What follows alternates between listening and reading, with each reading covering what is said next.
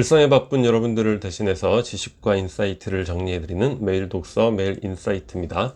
오늘은 흔들릴 줄 알아야 부러지지 않는다. 이 책에 대해서 한번 살펴보도록 하겠습니다. 워낙 내공이 깊은 심리학자의 저서이기 때문에 책 안에는 참고해 볼 만한 내용이 상당히 많은 것 같아요. 그 중에서 우리가 인생을 살아가면서 매우 중요한 개념으로 꼭 생각해 봐야 될 것 두 가지만 한번 살펴보도록 하겠습니다.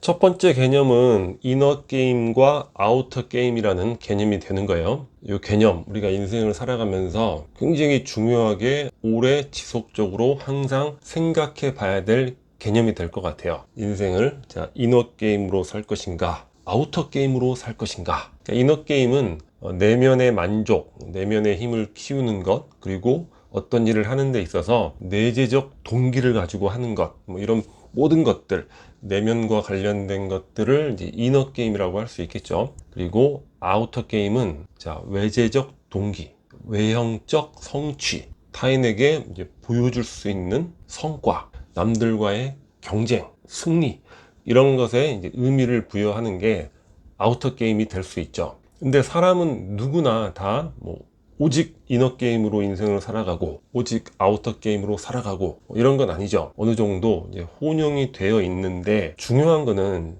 전 세계의 주요 17개 선진 국가들, 그 국가들을 대상으로 조사를 하는 거야, 설문조사 기관에서. 근데 그 중에서 오직 한 나라만 아우터 게임이 압도적으로 1위를 차지했다는 거예요. 그게 바로 우리나라 한국입니다. 그러니까 전 세계에서 삶의 의미, 행복이 무엇인가, 대부분의 나라가 첫 순위를 꼽은 게 가족과 아이를 꼽고, 두 번째로 꼽은 게 이제 직업이라는 거예요. 그리고 세 번째에 가서야 돈, 물질적 성취, 그리고 건강, 이게 함께 나옵니다. 근데 오로지 한국만이 절대적 1위가 바로 돈이 되는 거예요. 물질적 성취, 인생의 의미, 행복을 돈에서 찾는다는 거죠. 그러면 한국이라는 나라가 특징이 그럴 수 있지?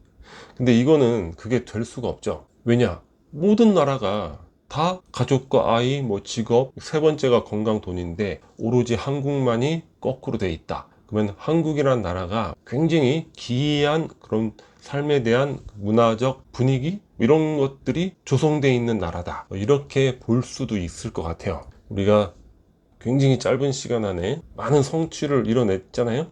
세계 주요 선진국 중에서 이런 나라가 없죠. 다른 나라는 100년, 200년, 300년 이렇게 오랜 시간에 걸쳐서, 일본만 해도 근대화 과정이 굉장히 강렬했지만 그 기간은 어느 정도 걸렸단 말이에요. 근데 오로지 우리만이 한 2, 30년 안에 훅 성장하다 보니까 그 물질적 성취, 소득 수준이 늘어나면서 그에 따른 문화적 변화, 의식의 변화, 이런 것들이 따라가지 못하는 그런 현상이 생긴 것이 아닌가, 그렇게 생각을 해보게 됩니다. 여튼 우리가 좀 주의 깊게 생각을 해볼 필요가 있을 것 같아요. 아니, 주요 선진국 모든 나라들은 가족과 아이, 직업, 이런 게 더 중요한데 우리만 돈이 더 중요해?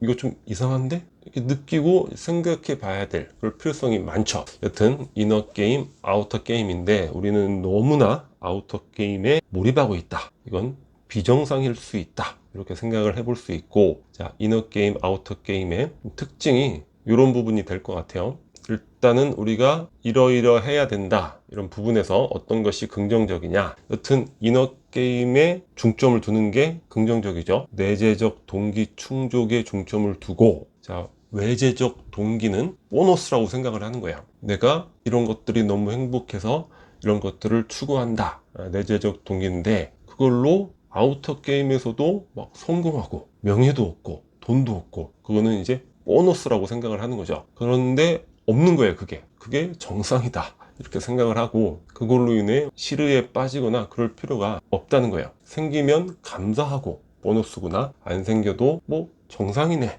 이렇게 생각하는 것이 우리가 행복한 삶을 사는 데 있어서는 매우 중요한 자세가 아닐까. 그리고 내재적 동기, 이너 게임은 포지티브 썸 게임이 되는 거예요. 아우터 게임은 제로 썸 게임입니다. 그러니까 노력해라, 동기부여 많이 하잖아요. 그러면 성공할 수 있고 합격할 수 있고 부자가 될 수 있고 이렇게 이야기하는데 그거는 누구나 다 될 수 없죠. 왜냐? 제로섬 게임이에요. 누가 플러스가 되면 마이너스가 있어야 되고, 시험에 합격한 사람이 있으면 불합격자가 있어야 되고, 부자가 된 사람이 있으면 상대적으로 돈이 없는 사람이 존재를 해야 되는 거예요. 그래서 아우터 게임이라는 거는 누구나 승리할 수 있는 그런 구조가 아니라는 거죠. 하지만 내재적 동기, 이너 게임은 포지티브 썸 게임이기 때문에 누구나 행복할 수 있고 누구나 성공할 수 있는 그런 게임이다. 그리고 내재적 동기, 이너 게임은 지속적인 행복을 줄 수 있는 것이고, 외재적 동기는 간헐적 행복을 주는 거죠. 성취했을 때 빵 올라갔다가 뭐든지 빵 올라가면 어떻게 됩니까? 뭐 내려왔다가 다시 더 내려갈 수도 있고, 다시 뭐 올라올 수도 있고, 주변의 상황이라든가 경쟁의 구도, 그런 것들에 있어서 내 행복이 종속될 수 있는 거죠. 그런 것들이 잘못 형성되어 있는 그런 게임에 참여했다가는 그냥 간헐적이 아니라 평생 불행만을 맛볼 수 있는 게 또 아우터 게임이 되는 겁니다. 여튼 전 세계에서 우리가 유일하게 돈을 추구하는 아우터 게임에 편중하는 나라라는 거, 그리고 삶을 살아가는 데 있어서 이너 게임과 아우터 게임을 어떻게 바라보고 무엇에 중점을 두어야 될까 항상 생각해 봐야 될 중요한 개념이지 않을까 싶습니다. 그리고 직업 부분인데, 좀 전에 말씀드렸죠. 17개 선진국 모든 나라, 우리나라를 제외한 모든 나라가 가족과 아이, 그다음에 2위가 직업인 거예요. 그러니까 직업이 인생에 너무 큰 의미를 차지하는 거죠. 실제 그렇잖아요. 직업이라는 게 우리의 대부분의 시간을 우리가 쏟아붓는, 또 소비하는 그런 활동이니까 얼마나 중요하겠어요. 이 직업을 바라보는 두 가지 관점, 하나는 소명이에요. 직업에 대해서 의미를 부여하는 거죠. 내가 이 직업 활동을 통해서 어떠한 의미를 가질 수 있고, 사회에 어떠한 공헌을 하고 있고, 주변과 관계에서 어떠한 역할을 하고 있고, 그런 것들을 갖는 것, 이게 소명으로서의 직업이고, 또 하나는 뭡니까? 그냥 생계예요. 생활을 위한 수단, 도구만 되는 거야. 그러니까 어떻게든 뭐 먹고 살아야 되니까 돈을 벌어야 되는데 어쩔 수가 없는 거죠. 돈을 벌기 위해서 내가 이 괴롭고 아무 쓸모도 없고 의미도 없고 이런 일을 하고 있다, 뭐 이렇게 될 수도 있는 거죠. 근데 중요한 게 아까 말씀드렸듯이 그 설문조사에서 한국인의 삶의 의미 행복 지수에서 직업은 1, 2, 3위에 들지 못합니다. 저 밑에 어디에 있는지 모르겠어요. 그러니까 한국인의 직업 소명의식이 전체 모든 선진 국가 중에서 가장 낮은 거예요. 절대적으로 낮은 거예요. 그러니까 이것도 아주 잘못된 거죠. 근데 여기서 이런 이야기를 할 수도 있어요. 아니, 소명을 가질 수 있는 직업은 뭐 따로 있는 거 아니야? 뭐 예술가라든가 종교인이라든가 뭐 전문직이라든가, 내가 하는 일은 소명의식을 가질 수가 없어, 뭐 이렇게 이야기할 수도 있는데, 여기에 대해서 많은 연구가 보여주고 있는 부분이 있어요. 소명 직업은 따로 있지 않다. 그러니까 모든 일이 소명 직업이 될 수 있다는 거예요. 그렇잖아요. 모든 일이 남과 관계되지 않은 건 없죠. 누군가의 편의를 위한 일이에요. 누군가의 행복을 위한 일이고. 그래서 병원에서 청소부로 일하는 28분을 연구를 했다는 거예요. 근데 그 중에 소명의식을 갖고 있는 분들 있다는 거죠. 어떤 소명의식이냐면, 병원을 깨끗하게 하는 것, 환자의 쾌유를 위해서 너무 중요한 일이라는 거예요. 우리 뭐 바이러스 감염되고 이런 일도 많잖아요. 깨끗하게 환자 쾌유를 위해서 매우 중요한 일이다. 그리고 환자와 환자 가족들, 간호사와 적절한 상호작용을 통해서 병원이 깨끗하게 잘 유지, 운영될 수 있도록 또 공헌을 하고 있다. 이런 소명의식을 가질 수 있는 거죠. 병원 전체 일을 통합적으로 보는 것이고, 그래서 아무리 하찮은 일이라도 소명의식을 가질 수 있고, 그 소명의식을 가진 분들이 정신건강, 육체건강에서 모두 행복하고 건강한 생활을 하고 있다. 이런 결과가 많다는 거예요. 제가 예전에, 뭐 지금이야 편의점이 막 동네에 널렸지만, 예전에 편의점이 별로 없을 때 집 앞에 편의점이 하나 생겼어요. 얼마나 행복하고 고마운지를 몰라요. 옛날엔 밤에 뭐 담배를 사러 가려면 저 멀리까지 가야 되니까 엄청 힘들고 괴로웠는데, 바로 앞에 24시간 불을 반짝이면서 파는 곳이 있으니까 너무나 행복하고 고마운 거죠. 그렇게 생각하게 되는 거예요. 그래서 내가 편의점 일을 한다 하더라도 이렇게 가까이 있는 사람들의 편의와 행복을 위해서 내가 일하는 사람이다. 스타벅스 대표적이잖아요. 우리는 커피를 파는 사람이다? 아니에요.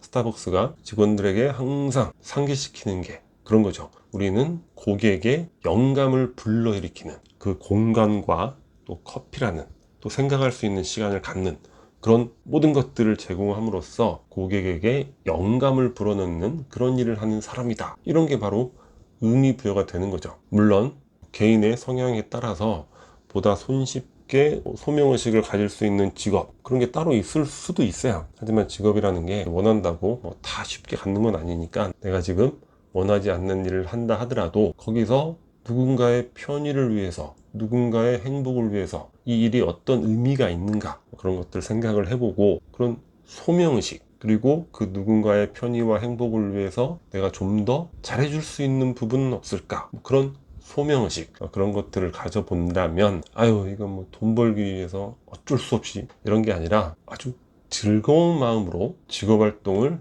할 수 있게 되는 거죠. 우리 삶을 살아가면서 너무나 많은 시간을 쏟아붓는 직업이니까 너무 중요한 거예요. 거기에 대해서 이 소명의식과 생계라는 개념 비교해보고 내가 소명이라는 어떤 의미부여를 할 수 있는 것이 있는가, 그런 것들을 항상 잊지 않고 고민하고 생각하는 거 굉장히 중요할 것 같습니다. 자, 오늘 영상은 여기서 마치도록 하겠습니다. 캐릭터차가 구독 버튼이고요. 구독과 좋아요 많이 부탁드리겠습니다. 감사합니다.